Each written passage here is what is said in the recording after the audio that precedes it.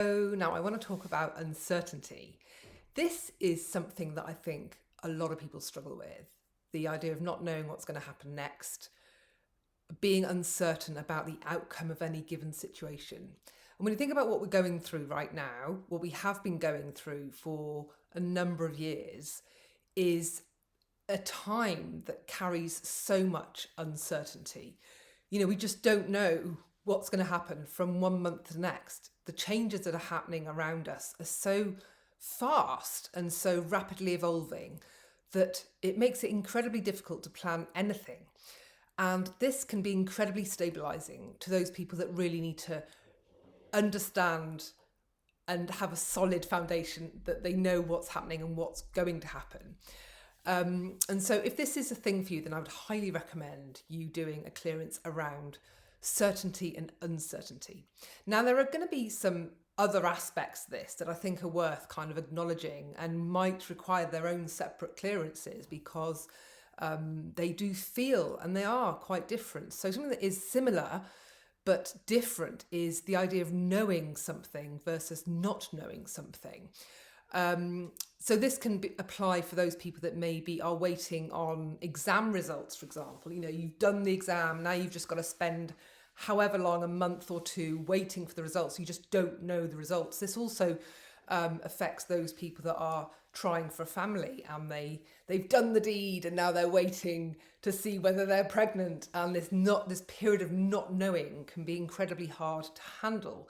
People they just want to know now what the situation is. This waiting game can be difficult. So waiting can also be something that people struggle with, this idea of waiting. I know I used to hate waiting.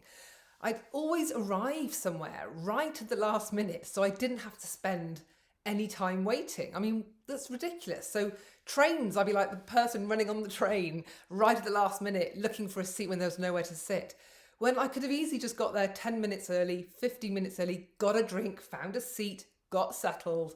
But this whole idea of waiting was just a real problem for me because it also clashed with a value of mine, which was wasting time and efficiency. And, arriving at the train station 15 minutes early was not efficient, right? So all of these conflicts were fighting. So anyway, back to not knowing, this waiting could be an issue for you. Then there's certainty and there's uncertainty, but then there's the unknown. So for example, there are lots of things in life that are unknown. Let's say a new relationship, doing a new job, taking on a new job, becoming a parent, getting pregnant. All of these situations are vastly unknown, right? Well, next week is unknown, leading back to the kind of crazy times that we're living in. But sometimes people don't take action on something significant like a new relationship or a new job or getting pregnant, starting a family, because there are all these unknowns that they don't know.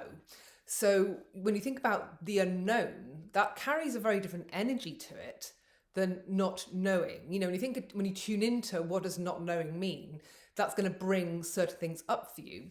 When you think about the unknown, that's different, right? That will bring up different things for you that feel different. So this is why I'm kind of giving you clues as to what the similar things could be that you might want to do clearances on that kind of are all connected to this theme of uncertainty and not knowing. And of course, then you need to kind of make sure that you work with the most effective, appropriate opposite for you. So I'm kind of using uncertainty and certainty because they're pretty obvious opposites, but they might not be the right ones for you. There might be sureness. So the uncertainty can be balanced out by being sure about something, which again starts touching onto the idea of confidence and being confident in an outcome, being sure.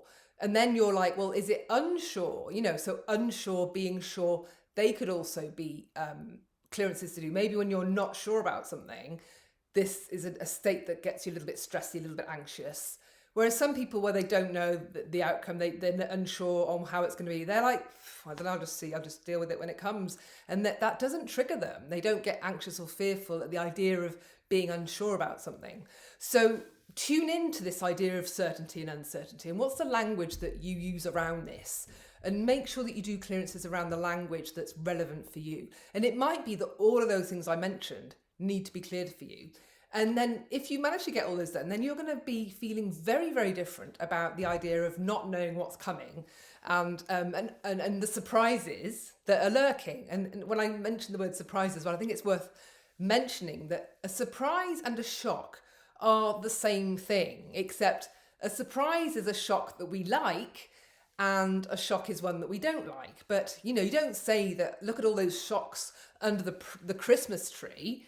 No, because we're hoping that the presents are going to go down really well and it's going to be a surprise, a pleasant surprise, versus, the shock that we think about as something that's unknown, okay? So again, there's really useful language that's kind of loaded quite significantly, like surprise or shock.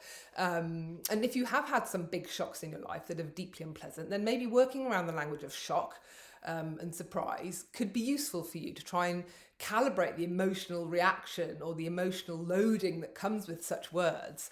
So think about where the emotional weight is for you and do clearances around those. Okay, so I hope that was helpful for you if you're struggling with uncertainty. Bye.